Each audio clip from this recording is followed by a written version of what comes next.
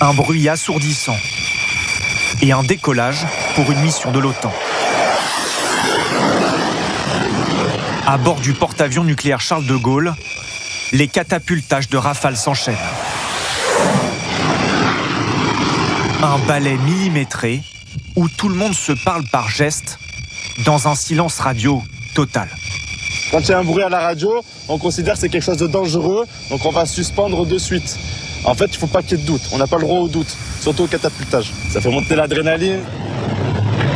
Une dizaine d'avions de chasse sont catapultés en quelques minutes. Au milieu de la Méditerranée, le commandant Guillaume Denis envoie ses avions pour des exercices, mais aussi pour des missions en mer Noire, en Roumanie ou encore plus loin, sur le flanc est de l'OTAN. On profite des moyens mis à notre disposition, notamment en termes de ravitailleurs en vol, pour pouvoir aller loin et faire la démonstration de nos capacités de projection de puissance à très grande distance. Nous faisons également une forme de projection de défense aérienne sur le flanc de l'Est de l'Europe.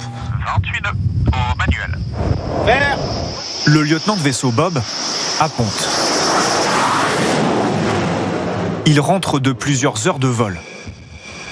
14 ans d'aéronaval et des centaines de missions. Ce pilote sait qu'il peut croiser d'autres avions de chasse, notamment russes, mais rien d'insurmontable pour ce militaire entraîné.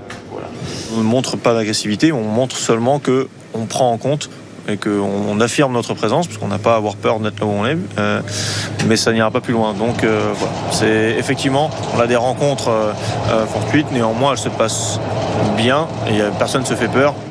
La Russie n'est jamais nommée. La Marine nationale parle de compétiteurs, mais elle est dans toutes les têtes. Certains de ces navires de guerre ont pu être surveillés bien au large du porte-avions, dans cette salle d'opération. C'est un peu ce qu'on peut appeler le centre névralgique du bâtiment. Radar, renseignements classifiés, informations de satellites, tout arrive ici.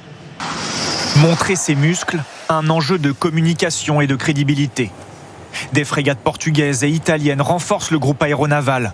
C'est la première fois que le Charles de Gaulle est sous commandement de l'OTAN et c'est un message politique. À nous collectivement d'être capables, s'il y a besoin, d'aller combattre. Donc c'est très important pour nos alliés. C'est très important pour nos compétiteurs, puisque évidemment ils voient qu'on est en mesure, à plusieurs, et pas juste tout seul, de faire des opérations.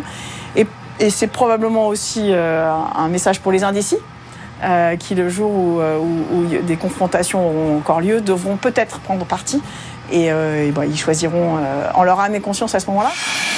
La mission de l'OTAN dure une quinzaine de jours.